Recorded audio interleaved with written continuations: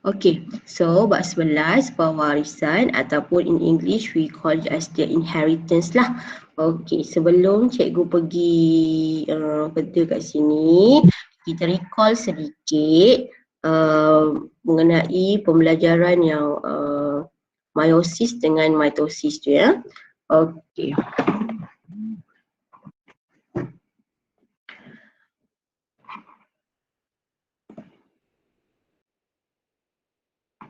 Alright, hari dulu, okay, kita belajar dalam sel, okay, ada nukleus. Okay, so kita pun cakap fungsi nukleus tu tulisan cikgu ya. Kita cakap dalam nukleus, nukleus ni membawa maklumat genetik. Okay, kenapa dia boleh bawa maklumat genetik? Sebab dalam dia ada kromosom. Okey, kromosom. So cikgu besarkan kromosom ni. Okey, kalau satu dipanggil kromosom ataupun kromatin, kalau dua macam ni pun, gambar dua macam ni pun, tak juga kita panggil dia kromosom. Okey, ataupun lebih spesifik lagi kita kata dia adalah homologous kromosom kromosom homolog. Okey, so dia terdiri pada paternal, ayah dan juga maternal lah. Okey, so kenapa kita kata sel ni sel ya? Okey, sel ni bila dia membahagi, contoh kalau mitosis dia akan dapat dua sel kan. Kenapa dia boleh membawa maklumat genetik? Sebab kromosom ni yang akan membawa maklumat genetik ya. Okey, contoh kalau mitosis dia punya kromosom ni samalah. Kalau satu kat sini nombor daughter kromosom, okey, kromosom anak dia satu, kat sini pun satu, kat sini pun satu ya. Yang ni pun cikgu tak lukis proper ya. Tapi kalau meiosis, okey, cikgu ada nukleus, dalam nukleus tu cikgu ada contoh, cikgu ada dua lah daughter kromosom. So anak yang dihasilkan, sel anak yang dihasilkan ataupun daughter sel yang dihasilkan ada 4. Setiap daughter sel tu akan ada satu daughter kromosom, satu kromosom anak. Okey ya.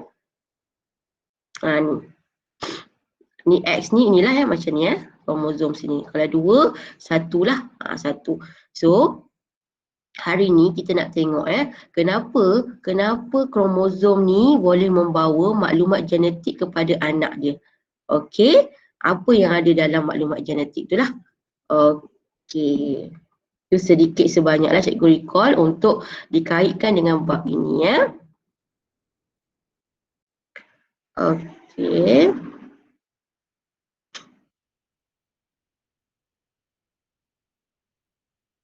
Okey, so dalam pewarisan, inheritance, ada two types of inheritance. Pertama sekali, kacukan monohybrid ataupun monohybrid inheritance. Yang kedua, dihybrid inheritance lah. Okey, kita akan tengok kat sini apa yang dimaksudkan dengan pewarisan monohybrid dulu ya. Okey, sebelum tu, kita tengok yang bahasa Inggeris sekejap, cuba taruh sikit. Alright, okay. Okay, semua orang tahu ada orang yang ada lesung pipit ataupun kita panggil English dimple lah. Okay, cikgu perasan yang 5 tahun ini ada ramai yang ada lesung pipit. Sebenarnya lesung pipit ini adalah disebabkan oleh genetic defect ya, yang melanda lah, yang siapa yang terlibat adalah Zygomaticus major. Zygomaticus major ni adalah dia punya otot lah. Okey, so cikgu tunjuk kat sini. Okey, dia shorter than normal Okay, cikgu tunjuk satu video.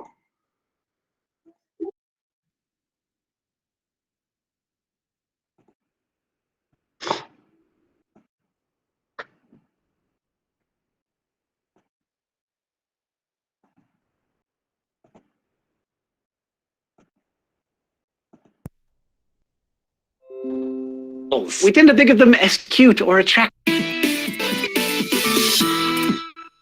Dimples. We tend to think of them as cute or attractive. I mean, can you picture Joseph Gordon-Levitt without them? But considering how coveted these facial features can be, we know surprisingly little about them. Cheek dimples aren't exactly at the top of many researchers' priority lists, which I suppose how it should be, but we're not even quite sure what they are. And if you think they're inherited, well, yes, but not necessarily the way you think. We do know that they're fairly common. Studies in different populations have found that anywhere between 10 and 40% of people have dimples. As for why you, your friend, or yes, Adam Levine, have these adorable features, anatomical studies suggest that it has to do with a variation in a muscle of the face called the zygomaticus major. This funny-sounding muscle is indeed that. It helps us smile. It connects the corners of the mouth to the cheekbones just under the eyes. When we're feeling happy or just faking it, that muscle contracts, pulling the corners of the mouth upward into a big grin.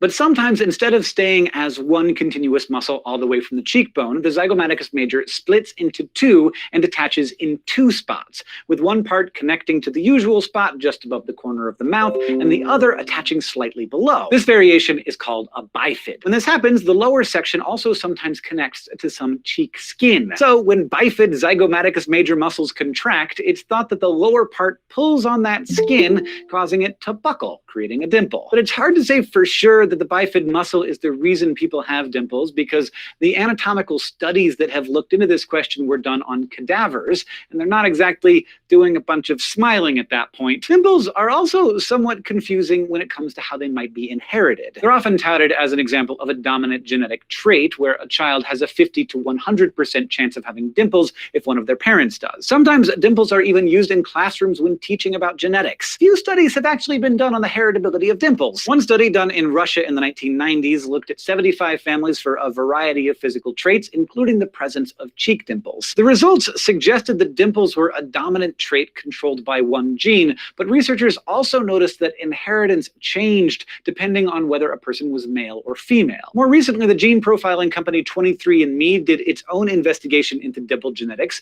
which found that dimples were associated with 9 different genes. Complicating matters even more is the fact that dimples can come and go over time. In some people, dimples only show up in adulthood, while in others, those cute little divots only show up when they're children. So dimples could still be largely genetic, but these patterns suggest multiple genes could be involved and that environmental factors matter too. For instance, whether dimples show up could be related to the amount of fat in the face or the elasticity of the skin, both of which could be tied to age or sex. And of course, these days, not everyone who you think has dimples has them naturally. Some people get dimple piercings to get that look or get cosmetic surgery. Even though we don't have a great sense of what a natural dimple is, plastic surgeons have figured out how to make them in the operating room. One procedure attaches skin to the underlying muscles, but instead of using the zygomaticus major, surgeons tether the skin to the buccinator muscle, which is one of the key cheek muscles that helps you chew food. Alas, this technique isn't always permanent and the dimples can fade. But if you really want the dimples, at least you have options. This episode of SciShow was made possible by our patrons on Patreon. If you want to help support this show, you can do that at patreon.com/.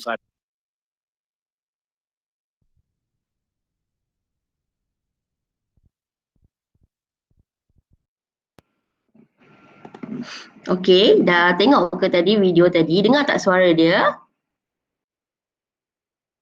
Dengar, cikgu. Okey. So, Emilia je yang bersuara, yang lain macam dalam tidur lagi ingatnya. Okey, kalau kita good.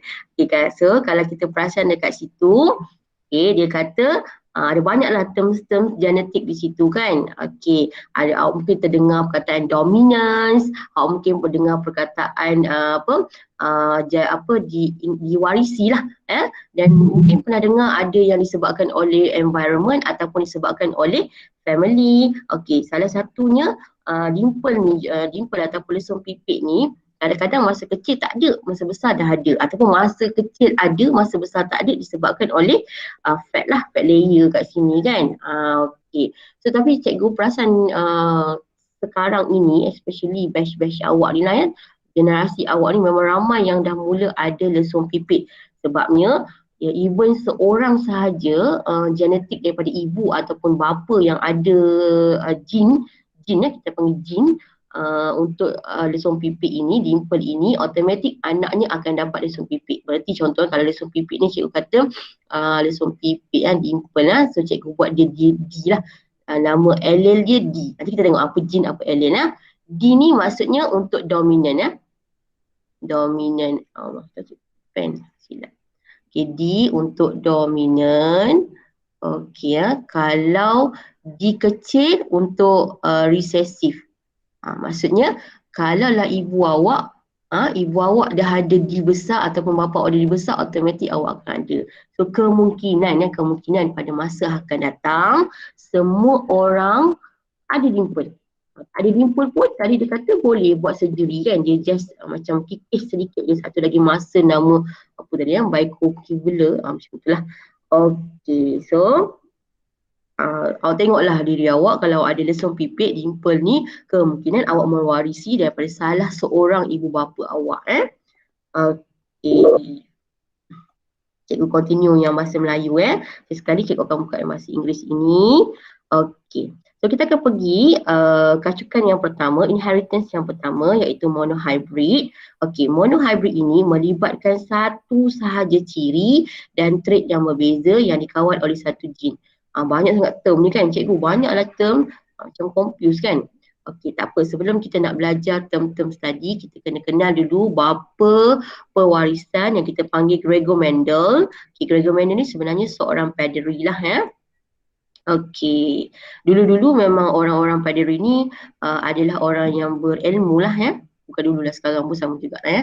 Okey, so dia kaji pewarisan, variasi yang dinamakan genetik. So, cikgu secara peribadinya memang sangat suka genetik ya. Okey. Mendel dikenali sebagai pengasas kepada genetik moden dan sumbangannya dalam bidang genetik. Senang saja macam mana Gregor Mendel ni tiba-tiba boleh terminat dalam genetik ya. Biasanya orang yang suka genetik ni orang yang suka memerhatikan alam sekitar lah. Ya. Okey, Mendel ni dia tengok okey, waktu mungkinlah Mendel ni agaknya dia banyak sangat tengok dekat dia punya kawasan tu, asal dia tanam je kacang Pisum sativum ya, ni nama spesies Pisum sativum ni. Okey, kadang-kadang tumbuh dia punya pot tu warna putih, warna kuning. Kadang-kadang dia tanam kali kedua, dia punya pot tu warna hijau macam tu. Kadang-kadang biji dia bulat, cantik, bulat macam ni. Tapi kadang-kadang ada biji benih yang menggerutu macam ni, wrinkle macam ni. So dia assume ada ataupun kadang-kadang pokok dia ini adalah dahan dia, and then leaf dia kadang-kadang macam selari je kan. Okey. Tapi kadang-kadang bentuk dia macam satu sana, satu sana. Okey, so dia assume ada 7 ciri. Kita tengok apa yang dimaksudkan dengan ciri ya. Okey, pokok kacang pit ni trait. Trait kita jumpa satu ciri, satu lagi trait. Apa benda yang dimaksudkan dengan ciri dengan trait ya. Okey. Okey, so basically-nya siapa yang turunkan ciri dan trait itu? Gamit jantan dan gamit betina ya. Okay, female gamete and male gamete. Okay, kalau dia tumbuhan dia tak adalah sperm dengan ovum. Dia ada pollen untuk yang jantan kan, yang male. And then dia ada ovule untuk yang girl lah. Alright, so all of them, all these gamete will bring the inheritance genetic lah. Okay. Okay, faktor pewarisan. So dalam ciri itu ada gen Alright, kita pergi pula kita belajar term-term sikit Okey, inilah 7 ciri yang dikaji oleh Mendel. Okay, so ciri ini sebenarnya in English we call it as the characteristic. Characteristic. Alright. Okay. Okay, so dia ada bentuk biji benih, okay, seed shape, color of seed, shape of the pot, color of pot, color of flower, okay, kedudukan bunga ni, and then dia punya ketinggian pokok lah. Alright, so ciri dia. Satu ciri akan diwakili oleh trait.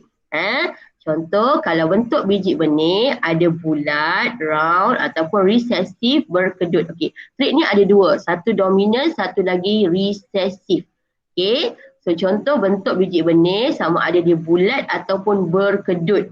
Tapi kita jangan assume terus ya. Hijau ni, bulat ni adalah semua dominan. Kadang-kadang ada spesies yang dominannya mungkin yang berkedut ini ya. Okey. So dominan ni, maksud dominan ni dia mendominasi ya, daripada words mendominasi, dominant ya. In English dominant lah. Okey, dia menguasai. Asal ada dia je akan muncullah ciri-ciri dia. Contoh cikgu tengok bagi kat sini tinggi dengan rendah. Contohlah tinggi ini adalah dominan ya, dominan. So tinggi cikgu wakilkan allele ni adalah T besar. And then kita kacukkan dengan T kecil, dia akan dapat T besar, T kecil. Okay, so T besar, T kecil ni automatik kita akan tengok pokok itu adalah tinggi. Ya, itulah yang dimaksudkan dengan dominant. Dia ekspreskan diri dia ya. Alright, so kita continue eksperimen Mendel. Okay, so pertama sekali Mendel ni dia guna kacang pis yang baka tulen ya, pure breed. Okay, pure breed. Okay, after dia kacukkan yang pure breed tadi, okay, kita akan tengok apa yang didapat. Cikgu suka lagi terang melalui schematic diagram. Sekejap ya.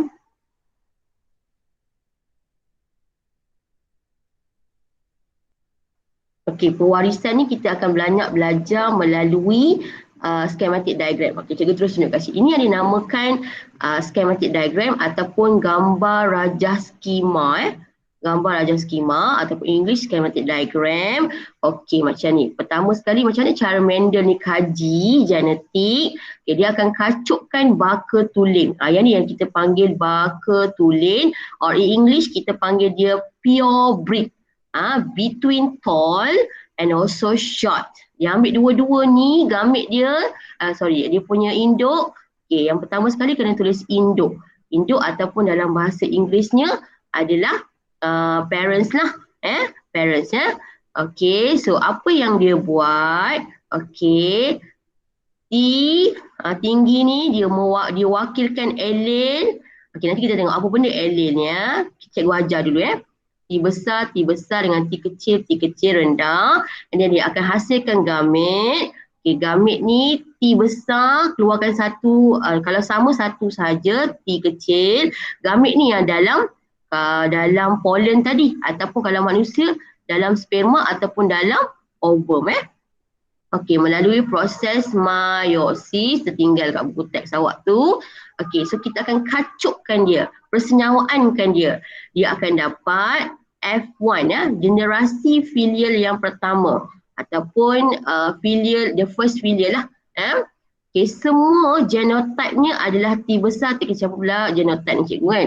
And then phenotype dia, genotype ni adalah genetik yang tersembunyi. Phenotype ni yang kita nampak, observable. Oh, dia nampak semua tinggi ni cikgu. Tapi sebenarnya genotype dia T besar, T kecil. Dah berbeza dengan induk tadi ya. Dah berbeza dengan pure breeding tadi. Ini adalah F1 ya. Okay, so Mendel pun cakap, dia dah tanam yang pertama, the pure breeding, the tall one and also the short one. Tiba-tiba dia dapat anak semua tinggi. Tak ada langsung yang short. Okay, so itu adalah F1 ya. Ni F1. Okay, dia nak try lah. Dia kacukkan pula F1 dengan F1. Anak F1 tadi T besar, T kecil. Kacuk dengan T besar, T kecil. Okay, dia akan dapat F2, generasi yang kedua. Dia tengok, loh, sebanyak-banyak dia buat tu, tidaklah semuanya tinggi. Ada juga yang rendah. Sebab apa ada rendah? T kecil. Sebab dalam induk tadi, dalam parent genotype tadi masih lagi ada allele T kecil ini ya. Okay. So kita tengok kat sini, ratio dia akan dapat 3:1. Okay. Ni kenapa 3:1? Sebabnya kita belajar tadi T besar ini adalah dominan, dia akan menguasai. Asal ada dia je, dia akan come up dengan ciri dia ya. Okey, so pendemung I sendiri tadi dominan dengan resesif. So sebenarnya kesimpulan daripada Mendel ni yang kita nak tengok bahawa pertama sekali, kacukan mesti melibatkan parent, ayah dengan ibu lah, ataupun kalau tumbuhan jantan dengan betina lah. Yang kedua dia melibatkan gamet. Nak dapat gamet mesti daripada proses meiosis.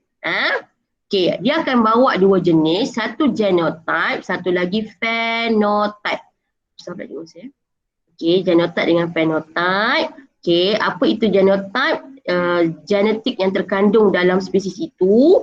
Phenotype phenotype pula apa yang dia pamerkan. And then dia akan melakukan persenyawaan. Dia akan dapat F, kalau ini F1 lah, ini F2. Last sekali dia akan dapat apa ratio dia. Ratio ni bergantung kepada siapa dominan, siapa resesif. Mungkin awak macam bela-bela lagi. Cikgu terus pergi pada istilah. Sebenarnya kena tengok istilah dulu. Tapi buku teks susun, tengok dulu hukum Mendel yang pertama. Tak apa. Easy, sama je. Kita pergi awak kena tahu hari ini ada 1, 2, 3, 4, 5, 6, 7, 8. 8 istilah yang awak kena tahu. Sebentar cikgu tengok sekejap. Ada kawan awak nak masuk lagi. Semua dah Cikgu,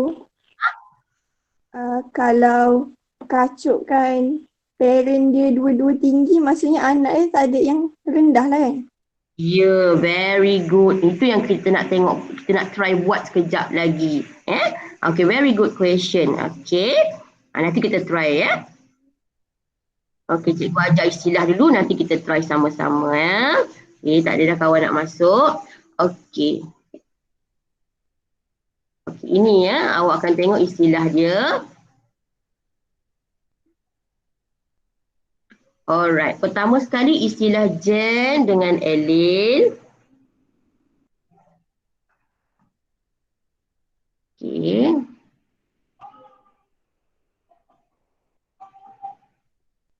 Sorry.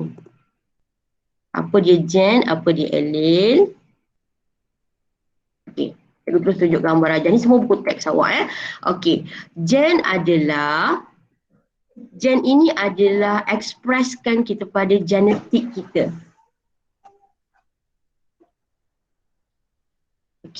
Gen ini adalah ekspres kepada genetik kita. Muhammad tutup kita. Genetik dibawa oleh gen dalam locus gen. So contohnya kat sini, katakan gen pada locus ini mengawal ciri ketinggian. Maka gen tersebut diwakili oleh allele yang mengawal trait bagi ketinggian. T mengawal trait tinggi, manakala T mengawal tadi kan kita dah belajar ada satu ciri, ada dua trait ataupun lebih trait, tak apalah. Contohnya warna rambut. Ada trait yang warna hitam, ada warna blonde, ada warna putih. Itu adalah trait. Trait-trait ini diwakili oleh satu istilah yang dipanggil alel.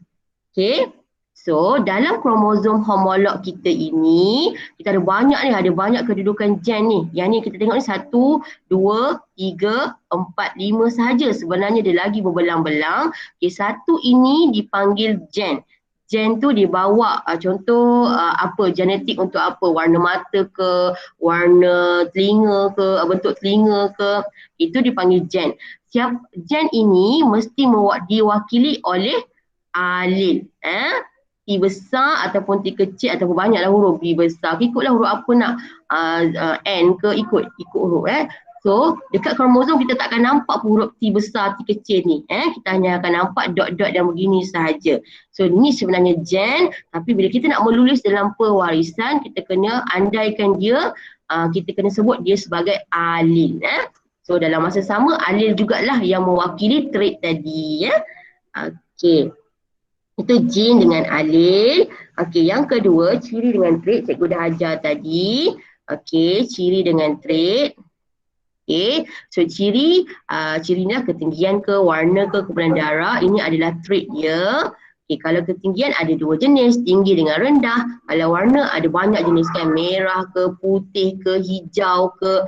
Okay, kalau kumpulan darah ada A, ada B, ada AB, ada O, ini trait dia. Okay, cikgu tinggalkan dulu genotype dengan phenotype itu. Okay, kita pergi kat sini. Okay, phenotype apa, genotype apa. Okay, so genotype ni phenotype dulu. Phenotype merupakan ciri-ciri yang ditunjukkan atau dipamerkan oleh sesuatu organisma. Dipamerkan ya. So awak tengok kat sini phenotype dia ada yang tall, tinggi kan, tinggi, tapi ada seorang yang short. Awak nampak begitu. Okay, tapi genotype-nya merupakan komposisi gen atau sesuatu organisma yang tak dapat dilihat. Kemungkinan ya, trait yang diwakili di sini walaupun dia tinggi, dia adalah T besar. Kemungkinan yang ni T besar, T kecil. Kita tak nampak. Itu yang kita panggil genotype. Tapi phenotype ni kita nampak dia tinggi. Dan kemungkinan dia adalah T kecil. Ya. Genotype-nya T kecil. Kemungkinan ya. Okey. Boleh ke setakat ni kelas? Boleh cikgu. Okay. Alright, thank you. Okay, so kita pergi pada istilah yang kedua. Ada allele dominant dan allele resesif. Kalau pasal kat sini cikgu bagi B besar dengan B kecil. Mostly ya, dalam penulisan biologi, siapa yang berhuruf besar itu, dia akan mewakili allele dominant. Ingat ya, allele hanya mewakili jin sahaja. So allele dominant ini dia akan menutup atau menindas kesan sel resesif. Okay. And then diwakili dengan huruf besar contoh and then allele resesif pula biasanya diwakili oleh huruf yang kecil. Allele resesif ni pula bila ada dua-dua baru ditunjukkan trait dia. Contoh ada B kecil. Contoh barulah dia express contohnya rambut warna hitam ke, bibir kecil sedikit ke, macam itulah. Ataupun rendah ke. Allele dominant, allele resesif. Okey.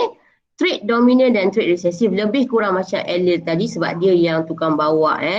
Okey, ini sahaja. Trait dominant dia akan tunjuklah. Okey. Dia macam allele, kalau allele tu dominant, automatic trait dia dominant lah. Okey. So ada satu lagi istilah yang paling penting. Ini yang paling penting ya. Homozygot dan heterozygot. Perasan tak tadi cikgu ada menulis sama ada dia T besar, genotype-nya T besar ataupun T besar, T kecil ataupun T kecil ya. Alright. Apa dia homozygot, apa dia heterozygot ya. Okey, homozygot ini adalah kedua-dua allele di lokus pasangan kromosom homolog adalah sama. Contoh di sini, okey. Gen yang mewakili bagi contoh tinggi ya, cikgu ambil tinggi lagi T besar, dekat sini pun T besar. Okey, automatik kita panggil dia adalah homozygot. Alright, homozygot. Allah. Okey. Homozygot ataupun kat sini contoh warna mata. Contoh warna mata cikgu buat warna huruf B kecil. Ini juga dipanggil homozygot. Mesti sama ada B besar ataupun B kecil. Nombor pula huruf tak kisah Okey, so ada dua jenis homozygot. Kalau dia kedua-duanya adalah huruf besar begini, kita namakan dia adalah homozygot dominant. Okey, kalau yang B kecil ini adalah homozygot resesif. Homozygot resesif. Boleh? Okey ni homozygot dominant, ini adalah homozygot resesif. Dan satu lagi istilah kelas heterozygot. Heterozygot pasangan homolognya adalah berbeza.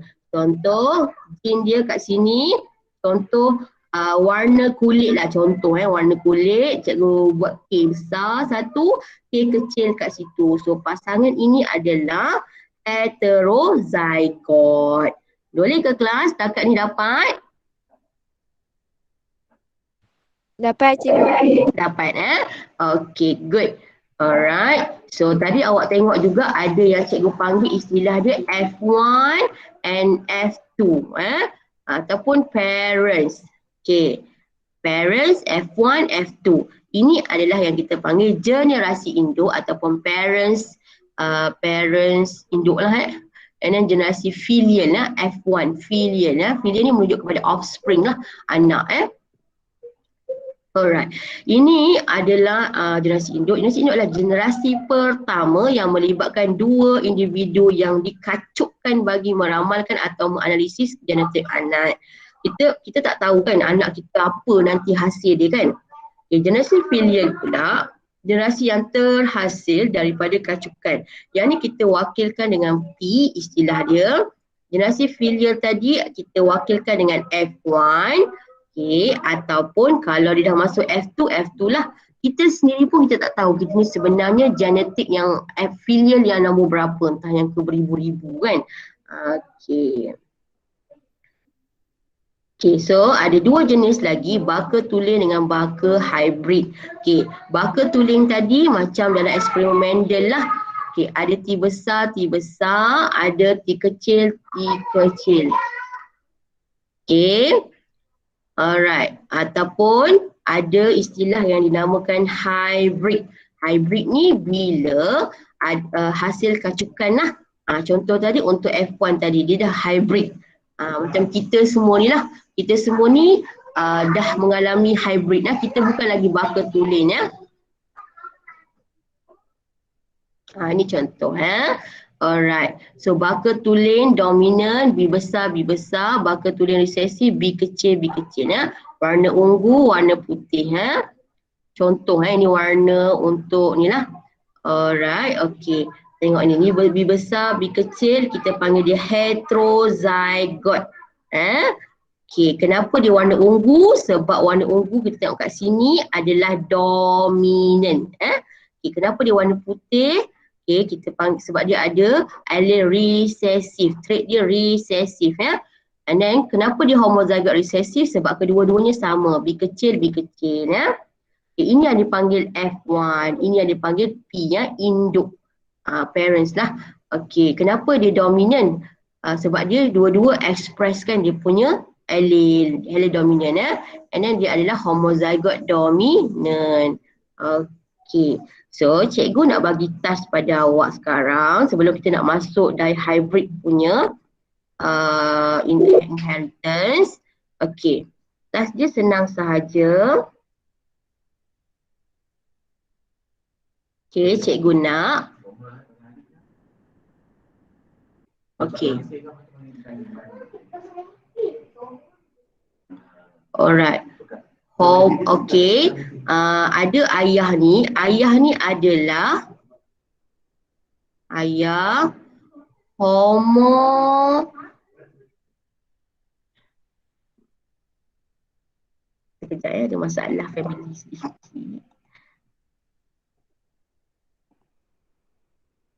Ramai pula nak masuk tadi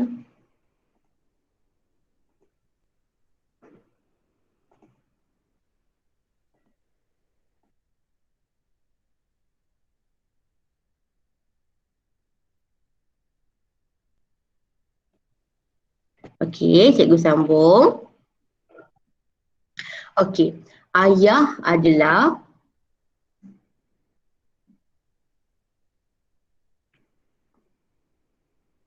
homozygote resesif. Okey, ibu kacuk dengan ibu dia adalah heterozygote. Heterozygote homozygote resesif dengan heterozygote. Okey, apa yang dia nak kaji dekat sini? Okey, cikgu nak warna kulit. Warna kulit and then mesti diwakili oleh warna hitam. Hitam adalah dominan, kita buat H besar. Warna putih kita buat H kecil. So cikgu repeat balik Ayah adalah homozygote resesif, ibu adalah heterozygote. So kita nak kaji warna kulit, ciri dia warna kulit. So ada dua trait, hitam dengan putih. Allele yang diwakili adalah H besar, H kecil. Kita nak tengok apa dia probability ataupun kita kata berapa persen kemungkinan anak dia, cikgu nak tengok berapa persen anak dia akan dapat kulit yang berwarna putih. Kulit yang berwarna putih. Okey, so ingat semua ni. Okey. Cikgu ajar dulu yang pertama. Okey, yang pertama dulu cikgu ajar. Okey. Tadi cikgu kata ni parents kan. Parents dia ayah adalah parents, ayah adalah ni ayah Okay, dalam biologi cikgu ringkaskan kalau lelaki, sorry. Tak payahlah. Payah lelaki perempuan lah. Macam ni macam ni cara cara menulisnya. Kalau lelaki beginilah. Kalau perempuan begini. Cara menulislah untuk genetik, tapi sekarang dah tak ada. Kita akan ambil nama penuh dia. Okey, pertama sekali parent phenotype. Ayah kacuk dengan ibu. Ayah tadi cikgu kata heterozygote. So ayah tu kulit putih lah, kulit putih. Kacuk dengan ibu yang heterozygote. Bila heterozygote kemungkinan mak dia hitam lah, kulit hitam. Cikgu nak dengar. Boleh tak siapa-siapa bagi tahu kat cikgu parent genotype. Apa dia ayah tu? Dia punya parent genotype apa kelas? Siapa boleh tahu, bagi tahu kat cikgu. Tadi cikgu kata wakilkan huruf H kecil. Ayah dia adalah kulit putih. Homozygote recessive. Siapa boleh beritahu kat cikgu apa genotype dia? H kecil. Oh, very good. H kecil. Kacuk dengan ibu dia kulit hitam ni, heterozygote tadi. H besar, H kecil. Very good. H besar, H kecil. So cikgu nak keluarkan gamit dia. So gamit kita belajar kena keluar melalui meiosis. So cikgu dapat gamit. So gamit tu cikgu pun keluarkan dia. Sebab ni H kecil cikgu terpaksa bulatkanlah sebab kita tak tahu gamit mana yang akan digunakan. Jangan lupa perkataan yang ni X tadi menunjukkan dia fertilize. Yang ni ibu H besar, H kecil ni cikgu buat dulu nanti cikgu akan bagi task.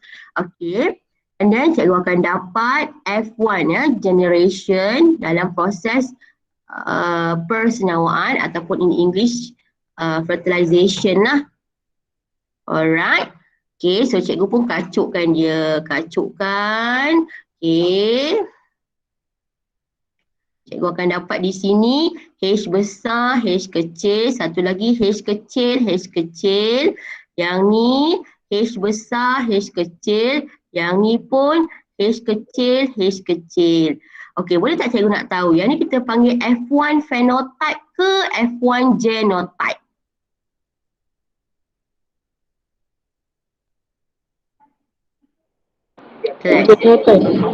Genotype, very good F1 genotype. So F1 phenotype adalah H besar, H kecil untuk siapa? Kulit putih ke kulit hitam? Kulit hitam. Very good, kulit hitam. Boleh pula.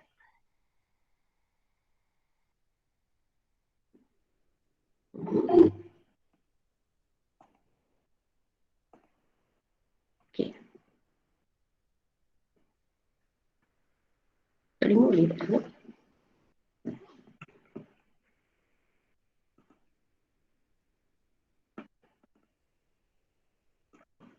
ya.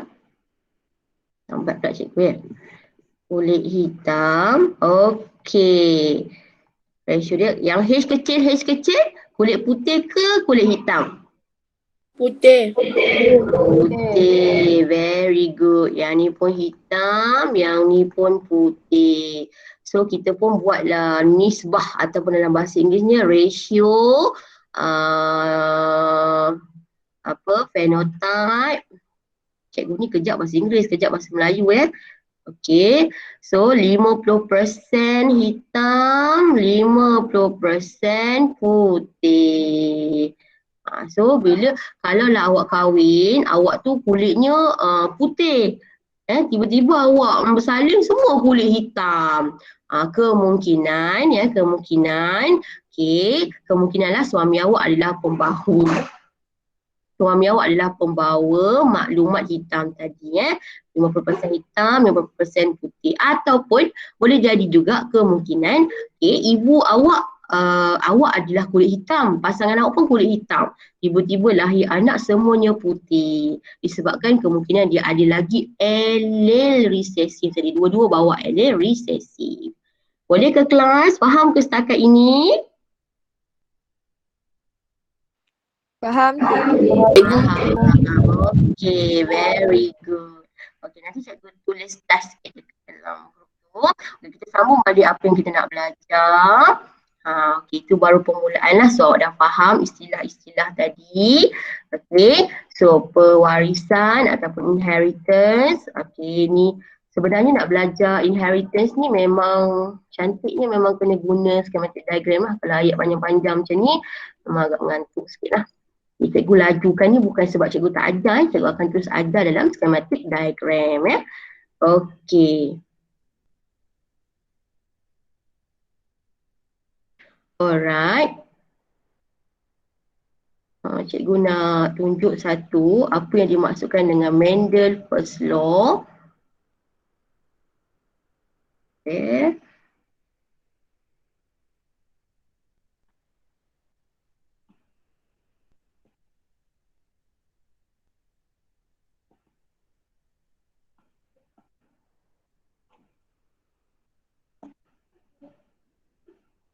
Okey. Ada satu lagi istilah yang kita nak belajar yang dipanggil Punnett square ataupun dalam bahasa Inggerisnya bahasa Melayunya segi empat Punnett. Punnett bukan Punnett Dalam bahasa Inggeris Punnett square. Okey, cara dia mudah sahaja. Tadi kan cikgu tunjuk pada awak. Okey, cikgu tunjuk yang ni kan. Cikgu buat persenawaan ini. Okey, tapi awak boleh ringkaskan dia melalui Punnett square. Secara dia lepas awak dapat gamit tadi, masukkan saja gamit di sini. Buat kotak lah. Okey, yang ni gamit jantan, yang ni gamit betina. Masukkan saja gamit-gamit dia. Contoh tadi H kecil ayah, H besar heterozygot ibu Okey, awak pun kacuk lah.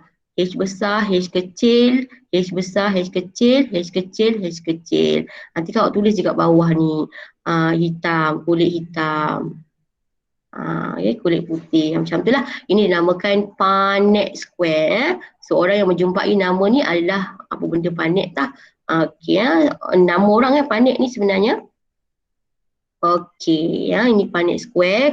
Jarang-jaranglah kita guna dekat monohybrid Okey. Okay. Ada pengiraan nisbah fenotype ni dalam matematik sikit lah. Okey, sebenarnya kelas semakin kita banyak buat pewarisan, contoh beribu-ribu biji benih ataupun beribu-ribu orang, lagi fix lah kita akan dapat data dia. Kalau lagi sikit-sikit lah Okay, contoh kat sini, tak kisahlah pengiraan ni berapa. Okay, janji kalau pewarisan monohybrid dia mesti 3:1. Padahal kat sini 2.96 nisbah 1 bila kita ni 3:1. Even Mendel sendiri pun okey Alright, Mendel buat berapa banyak sorry. Saya cari jap. Ni.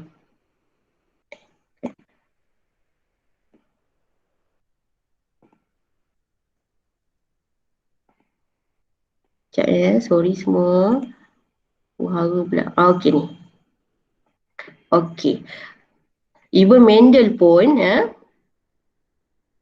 dalam eksperimen kacukan monohybrid, Mendel sekalipun mendapati nisbah fenotipnya 291 dalam genesis F2 barulah dia menghampiri 31 So sebab apa? Sebab dia guna bilangan sampel pokok kacang Pisum sativum tadi besar So bilangan sampel yang kecil menyebabkan nisbah yang menjadi kurang tepat.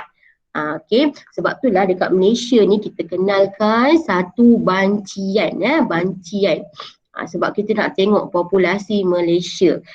Sekarang kita dah tak boleh tengok dah dekat data kelahiran ke, data kematian ke, hampir kurang tepat sebab ada orang yang tidak mereportkan kelahiran dan kematian itu.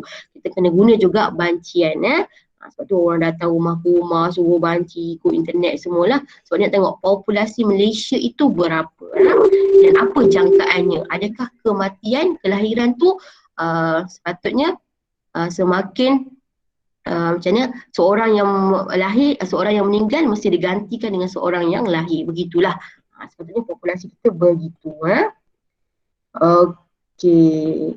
Alright. So daripada rumusan Mendel first law monohybrid inheritance ataupun kita kenali sebagai Mendel first law, hukum Mendel pertama, okey, kita belajar satu benda iaitu ada 3 nama monohybrid inheritance, pewarisan monohybrid ataupun hukum Mendel 1 ataupun nama lain adalah hukum segregasi. In English segregation law. Okey. Ciri sesuatu organisma dikawal oleh sepasang alel. Hanya satu daripada pasangan alel ini akan diwariskan ke dalam gamet. Ayat ni mungkin kita macam tak boleh nak hafal kan, ayat ni macam agak complicated gitu. Okey, tapi dalam pewarisan awak boleh buat ayat awak sendiri Maksud ayat ni beginilah. Okey, ada satu organisma, dia ada satu ciri dia tinggi, dia besar, dia kecil. Okey, diwakili oleh sepasang alel. Nombor 2 ni ciri nombor 1, tinggi. Okey. Satu ciri tinggi diwakili oleh sepasang alel. Okey, bila dia nak hasilkan gamet, nak hasilkan gamet ini, satu je ciri yang kita akan ambil, sama ada T besar ataupun T kecil. Inilah yang dinamakan hukum segregasi. Segregation law ataupun hukum Mendel pertama, Mendel first law ataupun monohybrid inheritance, pewarisan monohybrid. Boleh ke kelas setakat ini? Faham ke Mendel second law, Mendel first law? Faham cikgu? Faham So, okay, good. Nama lain untuk pewarisan monohybrid adalah apa tadi kelas?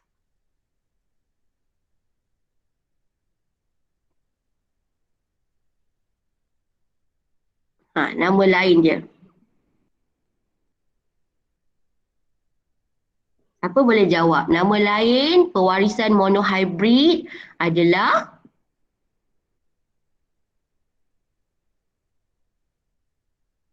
Hukum segregasi. Hukum Mendel. very good. Hukum Mendel 1 cikgu dengar, hukum segregasi pun cikgu dengar pewarisan monohybrid. Inilah rumusan dia. So kalau soalan tadi ni soalan memang soalan favourite lah, tahun lepas pun keluar SPM, dia akan tanya apa yang dimaksudkan dengan hukum segregasi. Awak pun cerita bela-bela. Benda sebenarnya ini sahaja ayat dia. Ada satu organisma yang bawa satu ciri. Ciri tu dikawal oleh sepasang alel. Okay, tapi nak hasilkan gamet ni, sperma awak ni ataupun ovum, hanya satu saja alel yang dipilih. Macam tu. Takkanlah dua-dua alel pula terpilih kan? Jadi kembar lah. Alright. Okay. Ini adalah rumusan dia. So kita dah belajar gen. Kita dah belajar satu gen dikawal oleh alel. Okay, kita dah kata semasa segregasi berpisah, waktu nak buat gamet, hanya satu saja alel yang ada dalam gamet itu. Okay, and then hasil gamet itu tadi, yang T besar, T kecil tadi yang dalam gamet yang cikgu bulatkan tadi, bila dia tersenyawa akan hasilkan zygote. So zygote tu akan dapat dah dua-dua tadi, sama ada T besar, T kecil ke, macam tu. Dan persenyawaan tu kena ingat persenyawaan berlaku secara rawak. beribu-ribu sperma ataupun beribu-ribu pollen akan dibebaskan, kita tak tahu mana satu yang akan terpilih. So kombinasi dia akan hasilkan homozygote dominan ataupun resesif ataupun heterozygote. Okey, itu adalah rumusan daripada eksperimen monohybrid Mendel. Mendel first law, segregation of law. Okey. So cikgu pergi pada pewarisan dihybrid. Hari ni kita nak belajar dua saja, mono dengan dihybrid. Okey. Okey, dihybrid. Kita ambil ayat dia. Dua ciri yang kita nak kaji. Sebenarnya kalau betul-betul pewarisan beribu ciri kan boleh kaji. Tapi dalam syllabus dia hadkan sampai 2 ciri sajalah. Lagi pening kita nak buat Punnett square kalau terlampau banyak. Okey, macam biasa. Okey, cikgu tak akan ajar by ayat, cikgu akan ajar by schematic diagram terus ya. Alright. Kalau kecil boleh tunjuk buku teks ya. Semua ni dalam buku teks sahaja. Okey. Okey, kita pergi pada petunjuk dulu. Okey, kita nak belajar 2 ciri. Dalam kes ini ada ciri yang pertamanya adalah bentuk biji benih.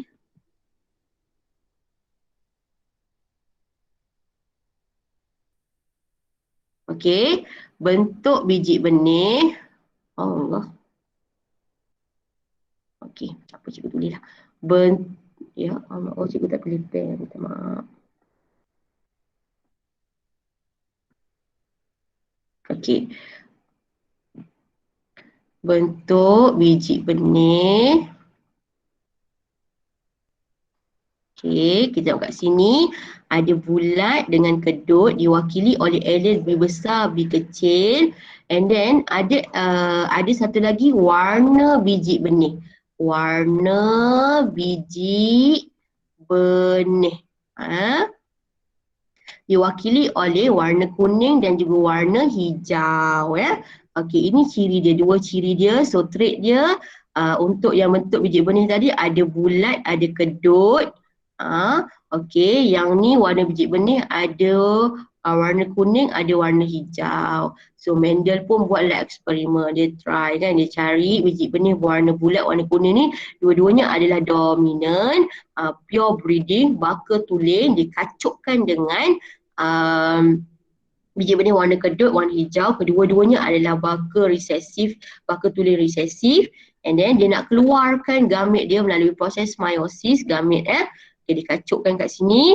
Okay, cara nak keluarkan dia kelas, okay, mesti keluarkan kedua-dua allele kat situ. Dua-dua allele yang diwakili oleh satu ciri tadi.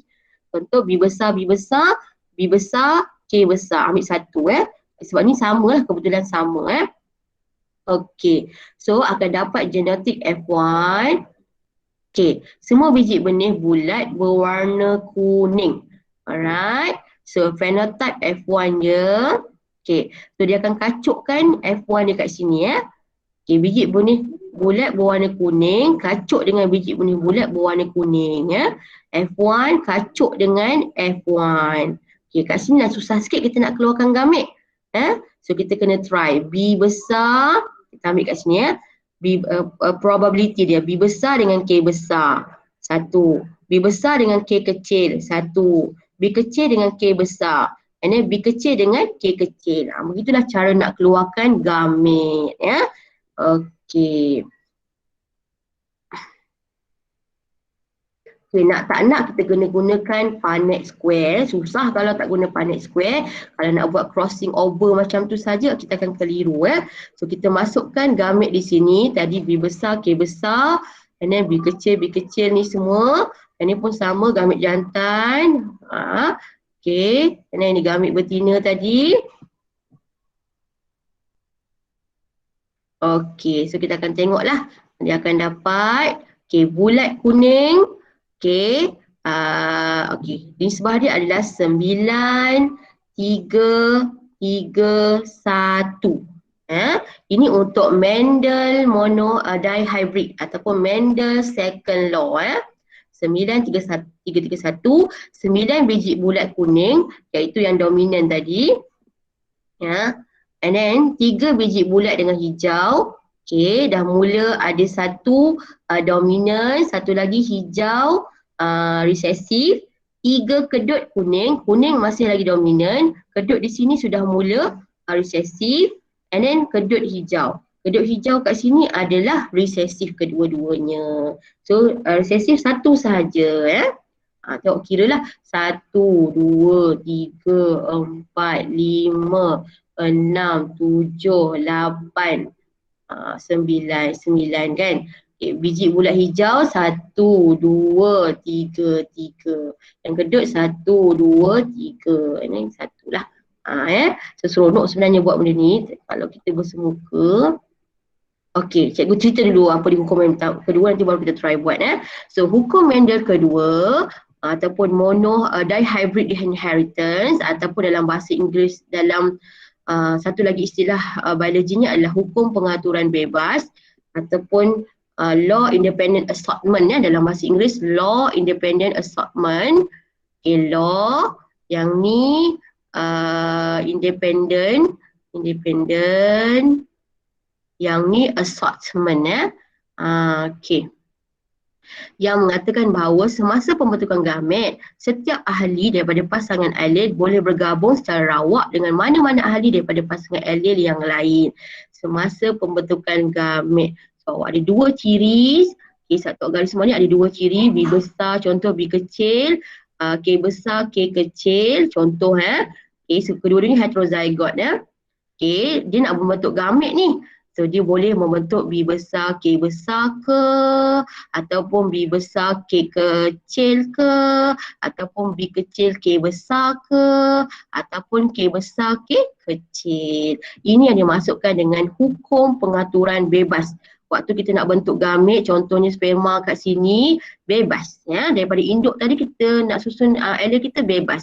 So kalau kita manusia ni kita ada 46 kromosom, kemungkinan untuk kita dapat pengaturan bebas sebegini adalah lebih kurang cikgu rasa kali dengan 10 kuasa 7 kat belakang itulah cara kita mendapatkan sperma ataupun ovum kita dalam tu ada apa, alel apa dalam tu pengaturan dia.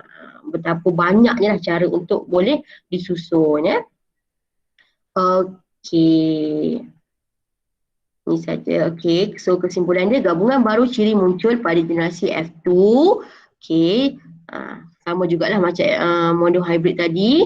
Okey, dua pasang ciri bentuk dan warna biji benih dua pasang ciri digabungkan dalam generasi F1 dan kemudian terpisah dan bertindak secara bebas daripada satu sama lain generasi F2. Ini adalah kesimpulan untuk Mendel dihybrid ataupun Mendel hukum Mendel kedua ataupun pengaturan bebas hukum pengaturan bebas ataupun law independent assortment okey, so kita try satu, kita try buat, awak keluarkan apa dia punya phenotype di situ. Okey, alright. Okey, ciri yang kita nak kaji hari ini berkaitan dengan manusia. Kita nak tengok ibu. Okey, ayah dia. Ayahnya kacuk dengan ibu lah, macam biasalah kacuk dengan ibu kan. Okey, kita nak kaji hari ini. Okey, kita tengok warna, kita tengok mata tak naklah mata tak best. Mata lah senang Sama juga warna mata dan bentuk mata. Bentuk mata. Okey, warna mata, ciri warna mata diwakili oleh dua trait, iaitu warna hitam. Cikgu wakilkan warna dia adalah K besar hitam, K kecil putih. Ni warna mata Okey, kalau bentuk mata ada yang warna bulat. Okey, bulat B besar, sepik B kecil sepik. Okey, cikgu nak awak keluarkan dia punya genotype dahulu, parent genotype. Siapa boleh beritahu kat cikgu kalau ayah? Cikgu tahu ayah dia. Ayah dia adalah sama heterozygot. Ibu dia adalah recessive. Kedua-duanya recessive. Recessive.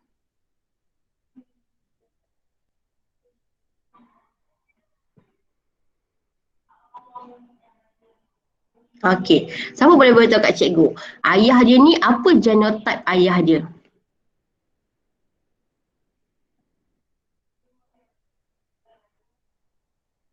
Kelas? Ha.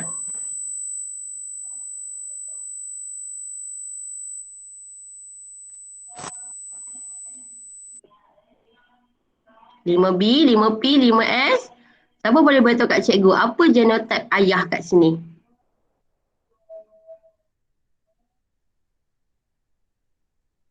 Ayah dia adalah heterozygote. Words dia adalah heterozygote. Siapa tak boleh beritahu kat cikgu? Apa K dia? besar, K kecil. K besar, K kecil. K. K besar, K kecil. Lagi ini adalah pewarisan dihybrid. Kalau bentuk mata, B besar, B kecil. B besar, B kecil. Very good. Inilah genotype ayah Cikgu besarkan sikit.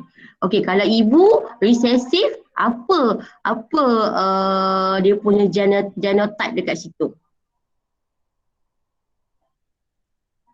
Siapa boleh beritahu kat cikgu? Genotype dia apa untuk ibu? K kecil, K kecil. K kecil lagi? B kecil, B kecil. B kecil. Very good. Okay. So, cikgu nak keluarkan gamit dia. Kacau Gamit dia by process of meiosis. So, cikgu pun keluarkan gamit dia. Apa kemungkinan gamit yang cikgu boleh dapat?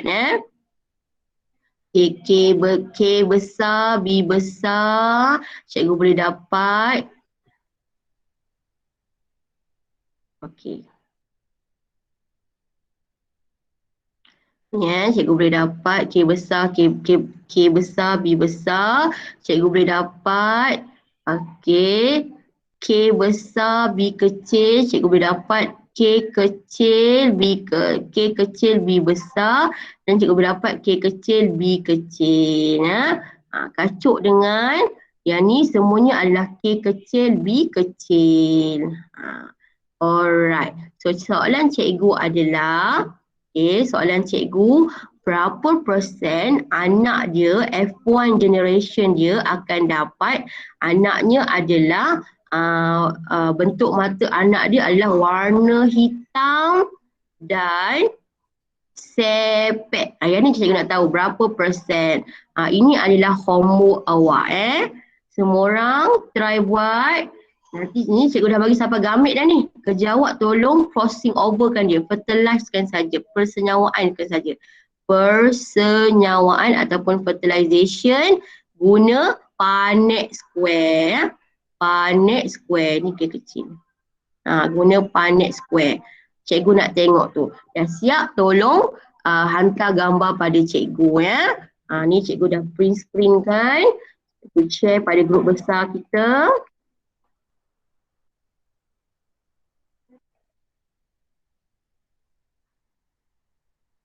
Okey, nanti tunjuk pada cikgu Cikgu nak offspring dia, F1 dia hitam dan sepet. Berapa persen?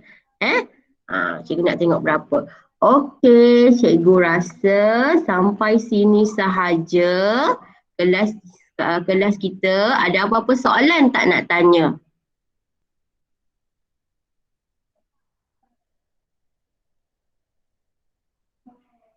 Ha, 5P, 5S, 5B, ada apa-apa soalan tak?